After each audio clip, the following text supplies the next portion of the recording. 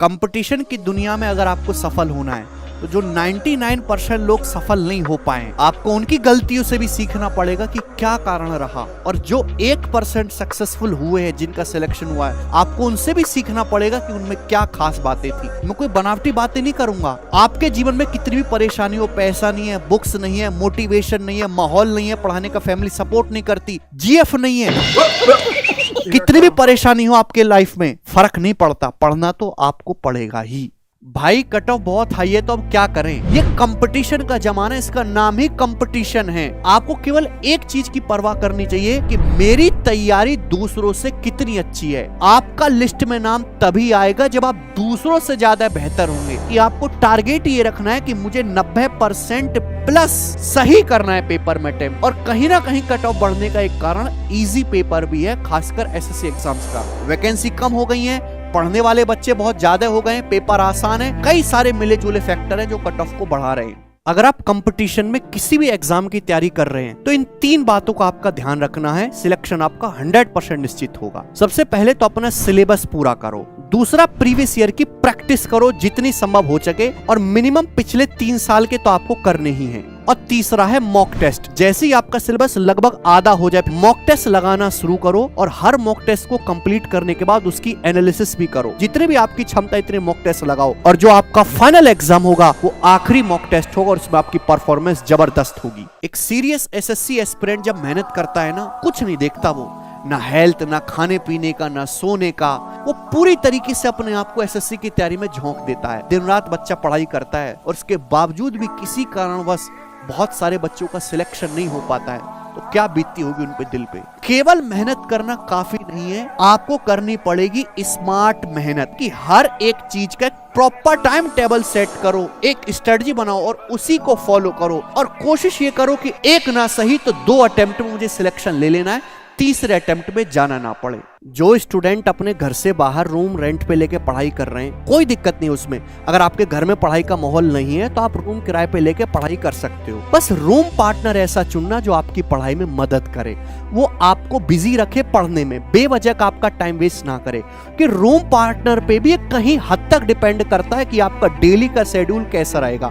अगर आपका साथी जो है बराबर में बैठ के डेली 10 से 15 घंटे पढ़ रहा है, तो आपके मन में भी तो आग उठेगी ना, यार ये तो पढ़ रहा है, मैं क्या कर रहा हूं। और वही दिन भर सोता रहेगा तो निगेटिविटी आपके मन में भी आएगी। तो रूम पार्टनर ऐसा चुनो जो पढ़ने वाला बंदा हो आपसे ज्यादा, क्योंकि वो आपको मोटिवेट रखेगा सामने, क्योंकि वो आपको ऑल टाइम दिखेगा। घर पे सर माहौल नहीं बन पाता। मान लो मैं पढ़ाई कर रहा हूँ, घर पे कोई आ गया, मम्मी बोलेगी कि जाके देखिए, अरे कोई एक बार गेट खोल लिया, वो रिदम टूट जाती है सर। नहीं मन कर रहा तो आप बेड पे बैठ के पढ़ोगे, पहले आप ऐसे बैठोगे, फिर और पीछे होते जाओगे, फिर लेट जाओगे। लाइब्रेरी में भी जैसे मैं पहले दिन से मैं अपना एक डिसिप्लिन बना के गया था। मान लो मेरा मन नहीं भी कर रहा ना पढ़ने का, तो मैं फोन नहीं चलाऊंगा। खाली बैठे बैठे मैं बोर ही हो जाता था। अंदर से मन में ये आवाज आती थी कि भाई पढ़ ले। अब तो मैंने फोन कभी यूज नहीं किया लाइब्रेरी में। देखो भाई, एसएससी की जो तैयारी है ना, वो एक साइकिल चलाने की तरह है। जब तक आप साइकिल में पेंडल मारते रहोगे, साइकिल चलती रहेगी, तैयारी होती रहेगी, बैलेंस बना रहेगा। और जैसे ही आपने पेंडल मारने बंद कर दिए, वैसे ही साइकिल रुक जाएगी। अब दोबारा से साइकिल को स्टार्ट करना पड़ेगा, तैयारी भी दोबारा से ही शुरू करनी पड़ेगी। इसलिए कंसिस्टेंसी ही सिलेक्शन का सॉल्यूशन है। 3 चीजें ध्यान रखो, कंसिस्टेंसी, सेल्फ डिसिप्लिन और पेशेंस। जिस बच्चे में तीनों चीजें हैं, उसका एसएससी निकल गया समझो। स्लो आदमी की नौकरी लगना बहुत मुश्किल है। देखो, एक बच्चे को पूरा गणित आता है, बेसिक से बनाता है, बेसिक में उलझा रहता है। एक बालक है कि बहुत तेजी से बनाने की कोशिश करता है, बट उसको बहुत ज्यादा आता नहीं है। और एक बच्चा है जिसको नॉलेज भी है और उसकी स्पीड भी अच्छी है। तो इसमें से केवल इस बच्चे का सिलेक्शन होगा। आपको गणित सीखना है और गणित जल्दी करना भी सीखना है, दोनों ही चीजें सीखनी है। स्पीड तब मेंटेन हो सकती है जब आप चीजों को दिमाग में सोचने की आदत डालो। हाँ, समझने में आपको थोड़ी तकलीफ जरूर होगी, लेकिन वो धीरे धीरे आपकी आदत में बनेगा। एक बच्चा बार बार कमेंट करा, सर कैलकुलेशन कैसे फास्ट करें। भाई मेरे, जिस दिन आप डेली के डेली 6 महीने तक लगातार 60-70 सवाल लगाना शुरू कर देंगे, अपने आप कैलकुलेशन फास्ट हो जाएगी। 50 तक स्क्वायर याद करिए, 30 तक पहाड़े याद करो, 25 तक क्यूब याद करो। दशमलव का डर अपने अंदर से हटा लो, जोड़ घटाना गुणा भाग अच्छे से कर लीजिए। 6 महीने तक लगातार डेली के डेली 60-70 क्वेश्चन प्रैक्टिस करेंगे, अपने आप कैलकुलेशन आपकी मजबूत हो जाएगी। समय लगेगा, 1-2 दिन की बात नहीं है ये। बहुत सारे बच्चे केवल इस उम्मीद के साथ आते हैं कि सर बस सिलेबस जल्दी खत्म करवा दो, सर कुछ पढ़ाओ या मत पढ़ाओ, आधा अधूरा पढ़ाओ, बस हमारे माथे में मोहर लग जानी चाहिए कि सर सिलेबस खत्म हो गया। ऐसे बालकों को मैं मां मूर्ख कहता हूं। एक तो है सिलेबस पूरा करना कि भाई आपने सिलेबस पूरा कर लिया, और एक पूरा सिलेबस पढ़ना, ये दोनों अलग अलग चीजें हैं, अलग अलग चीजें।